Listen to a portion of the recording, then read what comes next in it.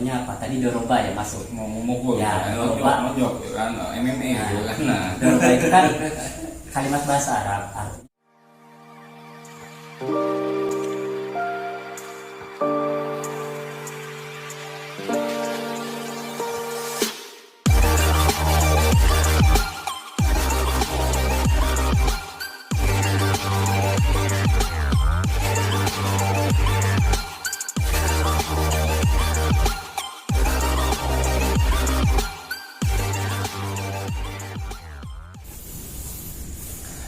Ya, assalamualaikum warahmatullahi wabarakatuh.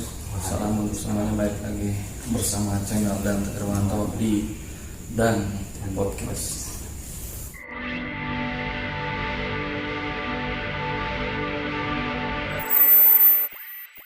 Ya, pada malam kali ini kita akan membahas nahwu dalam bahasa Arab. Ya, jadi dalam hal ini ilmu nahwu atau ilmu alat ini bisa dipelajari sekalipun oleh orang umum, tidak hanya oleh santri khusus. Jadi agar orang-orang di luar santri sana juga memahami pentingnya ilmu alat ini dalam tata bahasa akan tersusun rapi dalam dalam satu kalimat bahasa Arab. Ya, pada kali ini juga kita ditemani seperti biasanya oleh Kang Hafiz SPDI. Ya, kali ini kita akan membahas Kang Hafiz bawa kitab ya. Nah, alhamdulillah bawa kitab. Itu kita Syarah Mukhtasar Jidan Matan Jurumiyah. Matan Jurumiyah. Ya, jadi sudah akan kita akan dibahas ya dengan kitab Matan Jurumiyah nanti yang akan disampaikan oleh Kang Hafiz. Kita akan berbincang di sini. Kalau nahwu ini apa sih itu nahwu? Nah, jadi ilmu nahwu kita kalau belajar yang secara formal ya atau secara umum, jadi kita belajar nahwu itu agar supaya mudah dipahami oleh khalayak umum gitu, jadi tidak harus santri gitu ya, jadi dia minatnya mudah. Jadi nahwu itu kita membahas gramatika dalam bahasa Arab ya, gramatika dalam bahasa Arab yang berhubungan dengan sakal harokat akhir, karena yang dibahas dalam ilmu nahwu itu hanya membahas dalam perubahan harokat akhirnya saja. Jadi yaitu mahalnya apa ropa, nasab, apa khofad, apa jazm gitu. Jadi gambarannya itu sama seperti kita belajar bahasa Indonesia. Jadi kayak belajar SPOK, subjek, predikat, objek, kemudian terakhir keterangan. Nah, ilmu nahwu juga sama seperti itu. Jadi ilmu nahwu itu sebenarnya mudah, ibarat kita mempelajari kayak belajar bahasa Indonesia formalnya itu seperti termasuk itu. Bahasa Inggris juga ya, ya bahasa Inggris, grammar ya. Apa itu kalau bahasa Inggris itu biasanya grammar lah ya, grammar tenses lah ya, kayak grammar tenses, subjek, predikat ya, seperti itu dalam ilmu. Nah, di sini apa sih sebenarnya kelebihan nahwu ini gitu? Nah, kelebihan dalam ilmu nahwu ini, nah kalau kita sedikit kita buka ya, sedikit kita buka, mungkin ada sedikit pembahasan gitu di sini. Nah, kalau kita melihat di kitab Syarah Mukhtasar Jidan Alamatil Jurumiyah, Matan Jurumiyah, itu di halaman kedua lah ya. Jadi sebelum pembahasan, di situ dijelaskan bahwa keutamaan ilmu nahwu itu adalah wa fadluhu fawqanu ala sairil ulumi binisbati wal i'tibar. Jadi keutamaan ilmu nahwu itu adalah yaitu di atas ilmu-ilmu yang lain. Ya, di atas ilmu, jadi ini menurut pendapat ulama ahli nahwu. Nah, pendapat ulama ahli nahwu itu disebut an-nuhatu. Jadi an-nuhatu adalah julukan untuk ulama ahli nahwu. Maka an-nuhatu, menurut ulama ahli nahwu ini bahwa orang yang mempelajari ilmu nahwu ini, perbandingan ilmu nahwu dengan ilmu yang lain, dia itu fauqahu ala sairil ulumi. Jadi perbandingannya di atas ilmu-ilmu yang lain. Dan keutamaannya lagi, kunci pertama, kunci dalam memahami kitab, dalam membaca kitab kuning itu kuncinya adalah ilmu nahwu. Dan tidak hanya itu, kunci memahami seluruh ilmu adalah ilmu nahwu. Jadi kalau beberapa keterangan di dalam kitab itu atau kalau yang lain dijelaskan bahwa ada keterangan ilmu nahwu adalah pembuka kunci seluruh ilmu. Jadi ilmu nahwu dulu akan membuka seluruh ilmu. Jadi bukan ilmu sorok saja kebuka, fikihnya kebuka, ilmu yang lain kebuka. Nah, dasarnya itu ilmu nahwu seperti itu.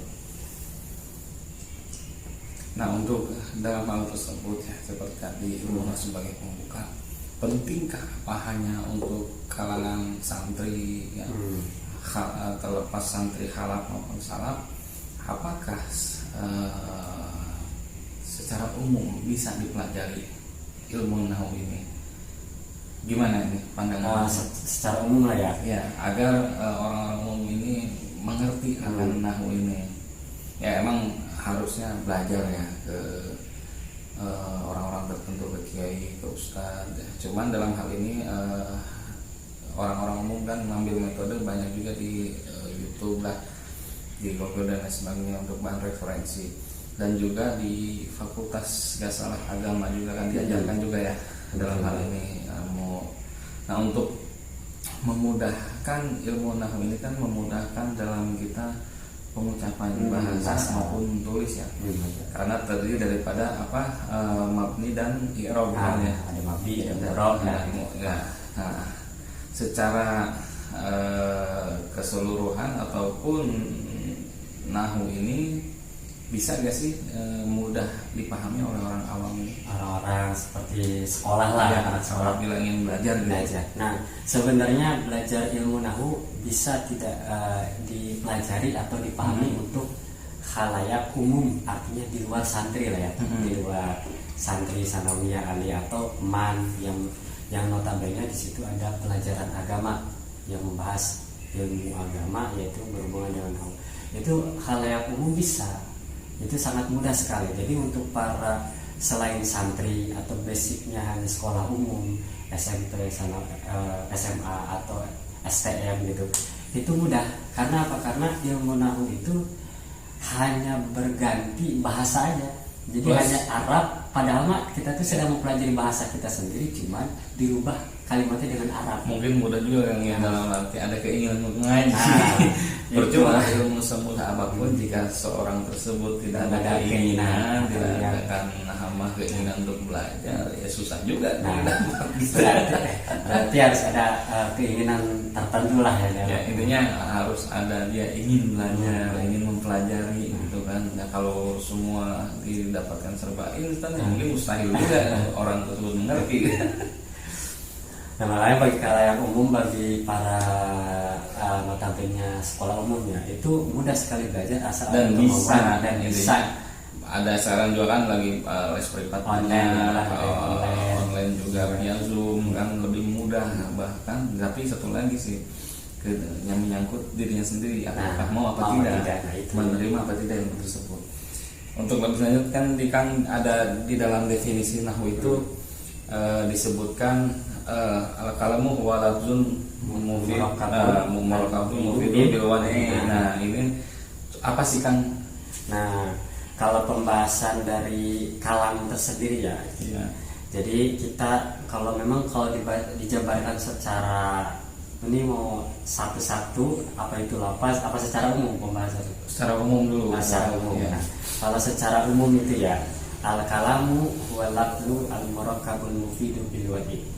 Jadi kalam ialah lafaz yang tersusun yang memberikan faedah bil wadi dengan bahasa Arab atau dengan wadu gitu ya, atau nanti penjelasannya ada wadu itu apa gitu ya. Jadi kalam itu adalah kalam tersebut harus bisa memenuhi kriteria 4. Jadi kalam itu harus bisa memenuhi kriteria 4. Jadi harus lafaz secara lafaznya dari huruf-huruf hijaiyah. Yang kedua, dia itu harus murokab tersusun. Kalam itu disebut kalam itu syarat yang 4 harus lafaz dari huruf hijaiyah. Yang kedua adalah murokkab, dia tersusun. Nah, tersusun dari 2 kalimat. Nah, min kalimat ini dari 2 kalimat.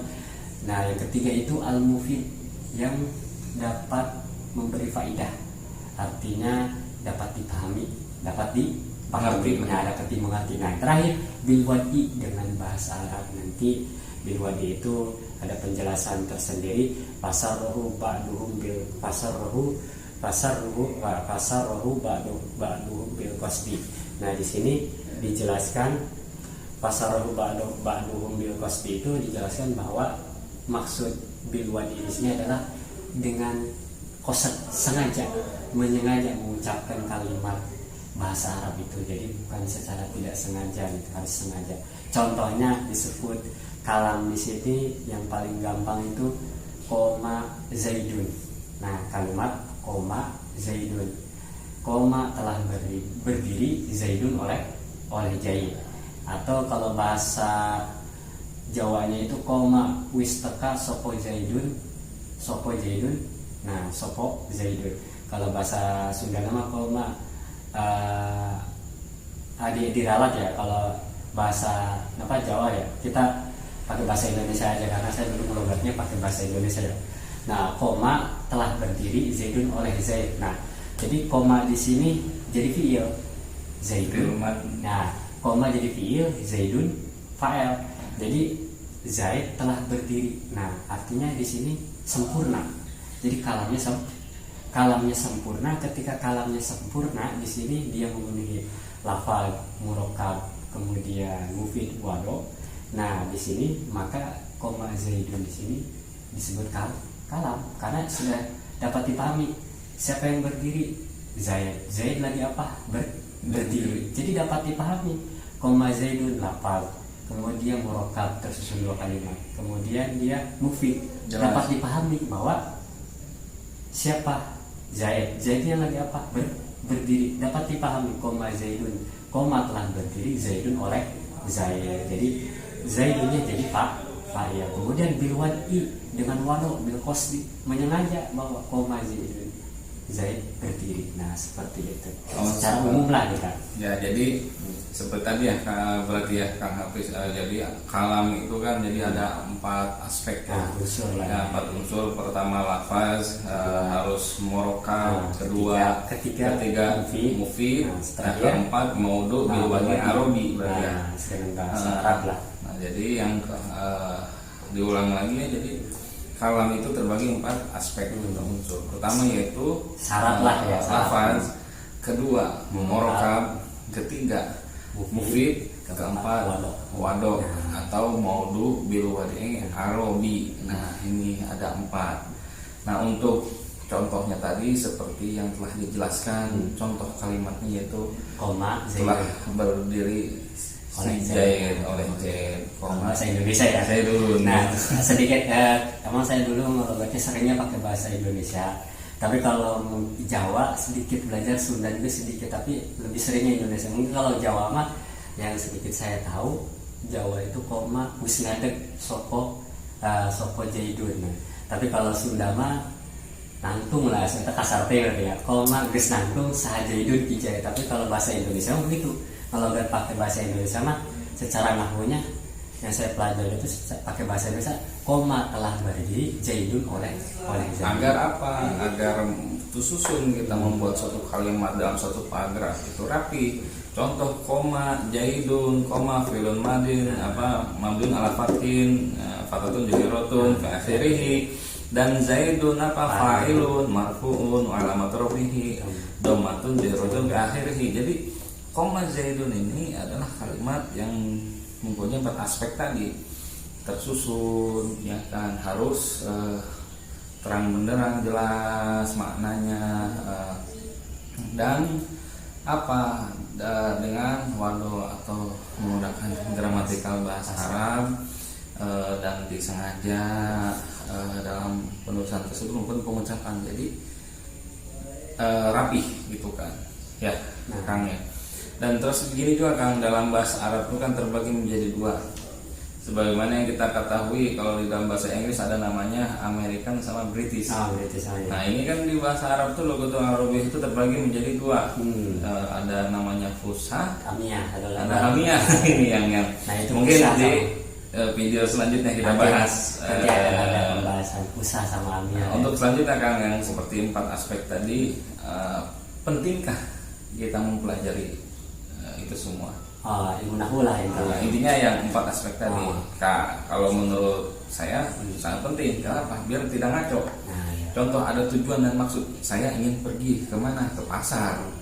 Kalau saya ingin pergi, ya kan, saya ingin apa? Ya kan, bertanya. Jadi nanti ada spesifikasi lagi gitu kan di situ. Jadi maksud di sini dalam kalam ini yang mana tersusun 4 aspek tadi, ada lafaz, ada murokab, ada mufid, dan wadi. Itu apa? Agar susunan kalimat itu jelas, rapi, mudah dipahami gitu kan. Orang baca juga maksudnya ke sini, tahu ya kan. Nah inilah ilmu alat ini, atau sebagaimana telah disebutkan tadi, ada SPOK-nya. Jadi ada subjek, ada predicate, ada objeknya. Jadi harus jelas. Ya keterangan di situ semuanya jelas. Nah itulah ilmu nahwu tersebut. Itu dasarnya, itu dasar ilmu nahwu. Terus kan dilanjut perihal yang tadi ya. Dan selanjutnya itu aqsamuhu salasah, ya kan, lil ismi wa fi'li wa harfi wa ja'alil makna. Nah coba Kang itu tolong dijelaskan. Nah kalau misalnya lanjutannya ya, sebelum kita lanjut, bahwa memang pertama sebelum kepada waqsamuhu, nah sedikit bahwa kalau bil wadi itu, kalau kita lihat keterangan ya, keterangan itu di situ wa qauluhu bil wadi. Nah itu maksudnya wadi itu adalah fasarahu ba'duhum bil qasdi. Jadi adalah para ulama menafsirkan atau menjelaskan wadu itu adalah bil qasdi. Dan harus dipahami bahwa bil wadi itu salah satunya harus bil qasdi. Kemudian dilanjutkan wa aqsamuhu salasatun ismun wa fi'lun wa harfun ja'a li ma'nan. Nah secara umum ya, kita bahas secara umum. Jadi kalau tadi itu apa itu kalam, nah lafaz murokab. Nah sekarang wa aqsamuhu, dan bermula bagian-bagian kalam. Jadi ini bagian-bagiannya. Jadi bagian-bagian hu-nya itu, hu domir itu kembali merujuk ke kalam. Jadi bagian-bagian kalam, bagiannya ada berapa? Salah satu yaitu ada 3. Nah bagian kalam ada 3 secara umum ya, kita bahasnya. Pertama ismun, pertama isim. Nah yang kedua wa fi'lun, kedua fi'il, wa harfun, dan yang ketiga huruf. Nah nanti isim itu apa, fi'il itu apa, huruf itu apa. Nah secara umumnya isim itu kata benda, wa fi'lun isim itu bagian daripada bagian macam-macam kalam. Isim itu kata benda, fi'lun itu kata kerja, wa harfun, dan huruf itu adalah huruf. Nanti seperti huruf jar, ja'ali maknan, yang mendatangkan makna. Jadi huruf itu harus ada sambungannya biar sempurna gitu. Nah, kan sebelum masuk ke pembahasan selanjutnya, yang ingin ditanyai sejarah nahwu ini, dari mana sih Kang? Coba sejarah nahwu, siapa, dari mana asalnya sahabat? Biar semua intinya yang nggak belajar juga sedikit mengetahui lah ya. Mengetahui gitu. Nah kalau kita sedikit belajar pengetahuan yang saya ketahui gitu ya tentang nahwu gitu kan. Jadi kalau sebenarnya sebelum belajar ilmu nahwu itu ada mabadinya. Nah mabadinya itu ada 10. Nah dari 10 itu setiap mabadi ilmu ada mabadinya. Nahwu ada mabadinya, fikih ada mabadinya. Nah ilmu tauhid juga ada. Nah di dalam mabadi ini ada keterangan nahwu itu siapa, pencetusnya itu ada. Nah sedikit dulu saya lagamkan ya dari mabadinya dulu. Nah kalau dilagamkan seperti ini: inna mabadi kulli fannin asyara alhamdu wal mawdu summa samra wa fadlu wa nisbatun wal wadi wal ismul istimdadu hukmu syari. masailu wal badu bil badik tafa wa mandarul jami'a hazas sarofa. Nah, keterangan penempatannya itu di sini sebutnya wal wadi. Nah, wadi itu adalah pencetus, pencetaknya siapa? Di sini dijelaskan wawadiuhu, dan pencetus atau pencetak ilmu nahwu itu Abul Aswad Ad-Du'ali. Nah, jadi pencetak ilmu nahwu itu adalah orang yang pemikir pertama lah gitu. Jadi orang yang menciptakan ilmu nahwu pertama, pencetusnya. Nah, pencetaknya itu adalah Abu Aswad Ad-Du'ali. Jadi ada yang membaca Ad-Du'ali, ada yang membaca, ya kita bacanya Ad-Du'ali aja ya. Tapi ada sebagian riwayat yang menyebutkan juga dari sahabat Sayyidina Ali. Nah, nanti ada lanjutannya.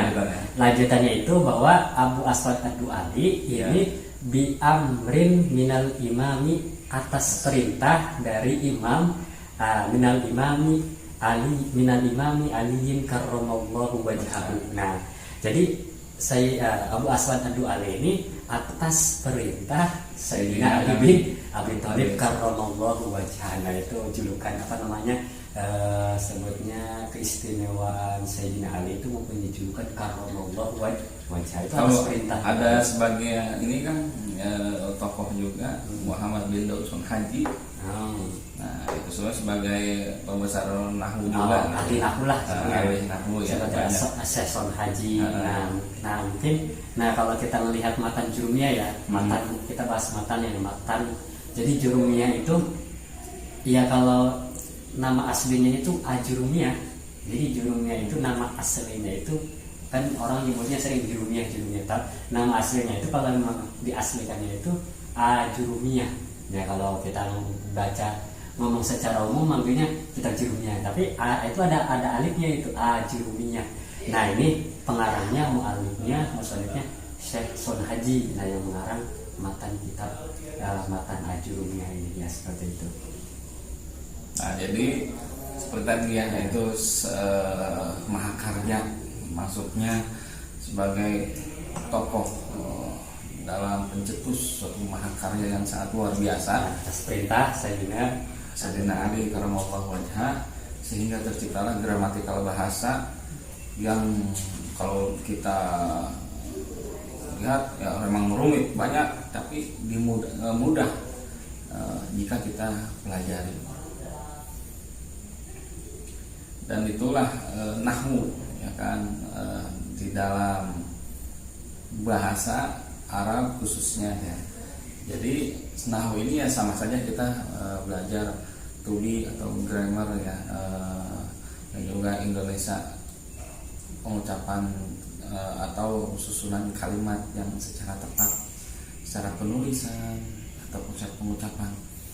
Kan cuman kalau secara pengucapan kadang ya seperti bahasanya kita ngobrol dan berbicara, kadang kan ada yang pakai bahasa gaul, bahasa daerah ya, itu udah biasa gitu. Cuma dalam penulisan juga kadang ada juga penulisan pakai secara bahasa biasa kita tuliskan. Cuman di sini kita diajarkan ya terus rapih kalimat itu agar mengerti secara formal lah, formalitas secara nahwu, bahasa Arab, sorofnya belum ada lagi.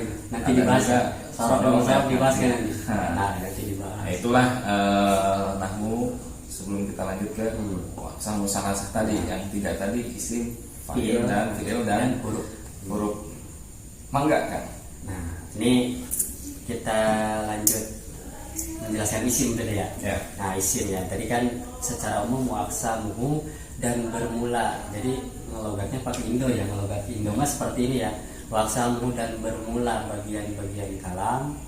Nah, salah satu yaitu ada tiga. Nah, pertama ismun. Nah, kalau kita melihat isim di sini ya, jadi isim di sini di dalam syarahnya itu dijelaskan yakni anna ajza al-kalami allati yata'allaqu minha salah satu aksami. Nah, jadi bahwasanya musonif ini menghendaki ajza bagian-bagian kalam itu yang terliput dari kalam itu ada tiga. Nah, pertama isim. Nah, isim itu apa? Nah, definisi isim apa?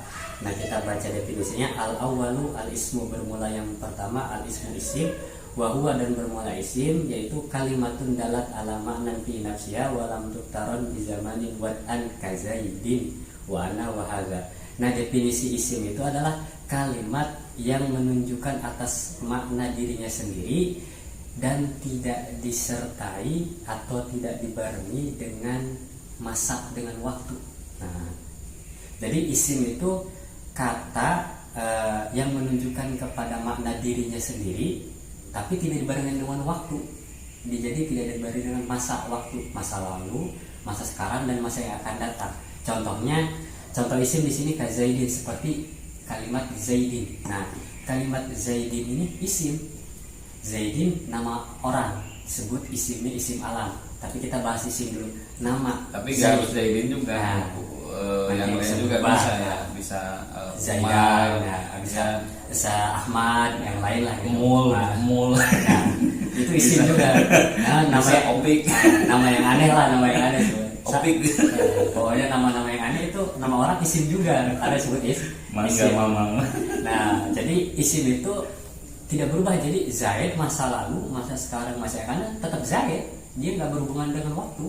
Nah, itu isim. Jadi di sini kita nggak akan membahas secara gamblang dan terperinci ya. Karena kalau referensi kita itu mungkin akan panjang. Jadi kita secara ya bawa santai aja lah gitu. Jadi untuk isim itu pembahasannya. kata benda seperti itu. Dan isim ini kan ada bagian-bagian juga ya Kang ya. Jadi ada isim masdar, ada isim fa'il, maf'ul, isim ya. maka dan yang lain, Dan isim zaman banyak lah ya. isim alat, isim alat ya, banyak dan lain sebagainya lah. Kalau ada di tasrif ya apa di itu apa? Dimasdarkan itu. Dimasdarkan. Contoh mau dicontohkan tasrif apa nih kalau tina doroba. Nah, doroba gitu. Nah, kita tasrif secara istilahi dulu ya. Iya. Istilahi nanti tasrif ada Ini dua. saya masuk ke sorof. Cuman kita nggak apa-apa ya sebagai contoh. Nah, jadi tasrif belajar tasrif istilahi doroba. Nah, mauzunnya doroba yadribu dorban wa madroban fahuwa doribun wa dzaka madrub. Jadi fahuwa doribun wa dzaka madrubun. Idrib la tadrib madribun. Nah, itu tasrif istilahi. Jadi doroba yadribu fi'il amrnya idrib, fi'il nahinya la tadrib. Nah, madribun Nah, itu tasrif istilahi gitu. Nanti tasrif lugawi beda lagi. Dorobu, fi'il madinya, fi'il mudhari ada lagi tasrif lugawinya. Seperti itu tasrif lah gitu. Jadi ada klasifikasinya. Tasrif. Jadi pembagiannya gitu. Kalau ada grafiknya itu di nanti dalam fi'il mudhari'nya, fi'il madinya, kalau past tense ya kan future tense. Jadi ada ininya lah. Ada apa grafik panjang itu, cuman itu secara simpelnya aja. Definisi isim lah ya. Jadi isim itu gampangnya kata benda lah. Kata benda. Yang tidak dibarengi dengan waktu. Nah, tidak dibarengi dengan waktu. Jadi yang benda bergerak. Nah, maupun benda tidak bergerak. Pokoknya benda apa aja benda gitu. Yang kira-kira bukan kata kerja itu isim lah. Opik benda, opik. Yana juga benda. Ya, Yana, opik ya kan. Itu nama Yana juga isim dia. Mang Yana itu. Mang Yana juga isim. Dia kata benda itu. Yang lagi asyhur, yang lagi apa namanya? Lagi masyhur lah, terkenal, yang lagi dikenal. Masyhur Mang Yana. Nah, terus dilanjut fi'il. Nah, jadi fi'il itu definisi fi'il asani al-fi'lu wa huwa kalimatun dalat ala ma'nan fi nafsiha waktu rinat bi zamanin wad'an. Nah, jadi fi'il itu ya dibalik. Fi'il itu adalah kita menjelaskan secara umum aja artinya ya. Fi'il itu kata yang menunjukkan terhadap makna dirinya sendiri dan dibarengi disertai dengan waktu. Nah, dibalik dia disertai dengan waktu. Nah, tetapi fa'indallatil kalimah ala zamanin madin fahiya al-fi'lul madi. Apabila jatuhnya di situ kalimat tersebut menunjukkan terhadap masa lampau fi'il madi, nah maka berarti fi'il itu kata kerja ya jatuhnya disebut fi'il madi. Jadi kalau misalnya kata kerja misalnya fi'il kata kerja yang dibarengi dengan waktu Contohnya apa? Tadi doroba ya masuk. mau memukul Ya, nojok kan MMA Nah, gitu kan. Nah, doroba itu kan kalimat bahasa Arab, artinya memukul. hanya memukul. Nah, doroba itu memukul. Nah, doroba ini memukul. Dia ini fiil, kata kerja. Kenapa? Karena dia dibarengi dengan waktu. Contohnya dibarengi waktu, bisa telah memukul, bisa akan memukul, atau bisa jatuhnya sedang memukul. Jadi sudah memukul, sedang memukul, akan memukul. Nah, itu berhubungan dengan waktu. Atau pukulah perintah, atau jangan memukul. Atau masih belum memukul, Nah, masih ancang-ancang belum memukul Nah, sama itu jadi sekali. berhubungan dengan waktu. Nah, itu Nah. jadi kata kerja yang berhubungan dengan waktu pasti menggunakan anggota badan. Kalau kata kerja, contohnya, jadi gampangnya itu fiil itu yang berhubungan dengan kata kerja, pasti fiil itu menggunakan anggota badan. Minum dulu Kak. Ya, contohnya apa? Yang menggunakan anggota badan. Memukul menggunakan tangan, kaki, atau menendang, memukul dengan tangan. Nah, kata kerja itu pasti menggunakan anggota tubuh. Ya berkaitan dengan waktu juga. Nah, waktu gitu juga, kan. Nggak anggota mungkin tubuh juga. ya kan. Nah, data Nah, seperti tidak terikat oleh ruang dan waktu. seperti itu. Jadi kalau memukul itu ada hubungan tangan, berarti ini fiil. Kata kerja udah mau berubah waktu, yang kedua pasti berhubungan dengan Nah, jadi badan. tadi yang 3 bagian tadi, isim itu Fiil. yang kata benda, seperti contohnya Saya orang, contoh kopi, ya kan, Ya. mul, nah begitu. Dan kalau fiil itu, dan ada bagiannya, Nah, ya banyak bagiannya secara juga. umum lah. Dan fiil itu apa ya? Seperti ya kata-kata yang terikat oleh waktu. Contoh kata yang akan kita lakukan, mau makan, jadi mau menendang, mau berlari, lari, ya, nah itu berkaitan dengan waktu yang akan kita lakukan sebelum, sesudah, maupun yang akan kita lakukan, dan sama sekali tidak, ataupun yang kita disuruh. Nah itu nanti ada kesimpulan. Dan yang ketiga, huruf ini. Nah, huruf. Nah, jadi secara umum aja ya. Nanti fiil secara umum ya pembahasannya tadi fiil. Ada fiil madi, kemudian ada fiil mudhari, yang terakhir fiil itu ada fiil amar. Nah, tapi pembahasannya nanti. Sekarang huruf. Nah, huruf itu apa? Huruf itu asalisu al-harfu wa huwa kalimatun dalat ala makna fi ghairiha. Fi ghairiha nahu ila wa hal wa lam wa qawluhu ja'a li maknan. Nah, jadi nanti huruf itu harus disambungkan dengannya. Jadi huruf itu kalimat yang menunjukkan atas maknanya sendiri. Fi ghairiha, fi ghairiha artinya yang tidak menunjukkan makna artinya sendiri, tapi dia itu tidak menunjukkan ciri-ciri isim.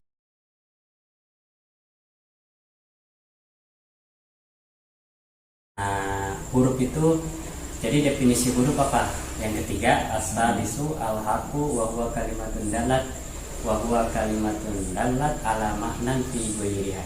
Jadi huruf itu adalah kata yang menunjukkan terhadap makna dirinya sendiri pada selainnya. Nah, contoh secara umum yang kita bahas, contoh dari huruf itu, contohnya ila, wahal, walam, waqulu. Ila, wahal, walam. Contohnya ila itu artinya ke atau kepada. Kemudian wahal itu apakah, walam itu dan tidak. Itu contoh huruf. Nah, seperti itu. Nah, terus itulah jadi huruf yang ini ketiga adalah, jadi orang tidak termasuk daripada fiil dan isim tadi, yang ya, tidak jelaskan termasuk. ya. Nah, jadi apa itu, sepertinya di dalam, di luar, kepada, di surat-suratnya juga ada tuh kepada siapa nanti isimnya. Nah, kepada itu masuknya dalam huruf, kepada, dari, ya kan, dengan. Nah, itulah kalimat huruf tersebut. Jadi kesimpulannya huruf itu wal harfu ma la yasluhu ma hu dalilul ismi wala dalilul fi'il. Huruf itu yang tidak menunjukkan ciri-ciri isim dan ciri-ciri fi'il. Nah, berarti huruf. Dan terus juga ini pentingkah ilmu nahwu ini untuk kita pelajari? Tentunya sangat penting sekali. Apalagi sekarang ini sudah masuk ke era global ini, persaingan sudah, apalagi dalam segi bahasa. tidak di luar bahasa Inggris ya. Bahasa Inggris sudah pasti, kita kan nggak akan tahu bahasa internasional ini selain Inggris apa nanti bahasa Arab atau bahasa-bahasa yang lain sebagainya. Nah itulah yang harus kita pahami dan kita belajar ya dari situ. Nah terus gimana itu? Nah maka ini perhatian bahwa ilmu nahwu itu sangat penting sekali. Kenapa? Karena ada satu kaul ulama, waqad ittafaqal ulama ala anna nahwa. Jadi para ulama itu ittifaq. Kalau ulama udah sepakat itu berat ini. Jadi ulama itu udah sepakat. Kenapa? Ilmu nahwu itu, semuanya ilmu nahwu itu dibutuhkan. Dalam apa? Fi kulli fannin min fununil ilmi. Pada setiap fan ilmu. Jadi fan ilmu itu dibutuhkan. Ini kalau nahwu, fan nahwu. Nah kalau fikih berarti fan fikih. Nah itu ilmu nahwu itu dibutuhkan setiap semua fan ilmu. Nah jadi kalau kita belajar ilmu lain, fikih contohnya atau tauhid atau juga ilmu hadis, ilmu Quran, itu harus kita pelajari ilmu. Tapi banyak orang yang langsung belajar secara instan, terjemah bukan terjemah. Belajar hadis simpelnya satu sih yang harus kita waspadai juga. Apabila kita belum belajar, jangan mengajari orang. Kita belum paham, jangan berusaha memahami orang. Nah ini banyak sekali kejadian di mana orang mengajari hadis terjemah, mengajari Quran terjemah, nahunya orang belajar masih balelo dan lain sebagainya.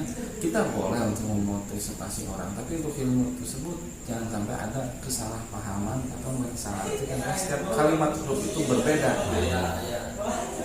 Sedikit ya. Jadi seperti itu, kita harus ada dasar hal penyampaian hal tersebut, ya kan? Nah, maka dilanjutkan itu lasiyama at-tafsir wal hadis. Nah itu juga termasuk kita juga harus mempelajari ilmu nahwu terlebih dahulu sebelum mempelajari ilmu tafsir dan hadis.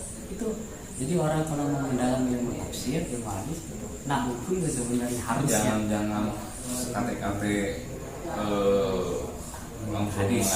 hadis terjemah pencetakan langsung kita cetak ke orang gitu, jadi nggak paham gitu. Nah itu ya jangan ya. Jadi ayo semua kita belajar pun tidak definisi umur itu nggak masuk ya, mau muda, mau remaja, mau tua itu wajib kita belajar itu wajib gitu untuk semuanya agar kita paham. Jadi situ ya Kang ya. Nah, maka di sini dilanjutkan sedikit. Fa innahu la yajuzu li ahadin ay yatakallama fi kitabillah. Maka sesungguhnya seseorang itu tidak boleh berbicara mengenai kitab Allah, berarti tafsir. Nah, kemudian dan tafsir gitu kan Al-Qur'an, hatta yakuna malian bil arab, sehingga dia itu mahir dalam ilmu bahasa Arab. Nah, kenapa? Karena li'anna Al-Qur'an Arabi. Karena Al-Quran itu bahasa Arab. Nah, kemudian Al-Quran itu tidak akan dipahami ayat Al-Quran makosidnya illa terkecuali bima'rifati qawaidil arabiyyah, kecuali dengan mengenal kaidah bahasa Arab. Wakadal hadis.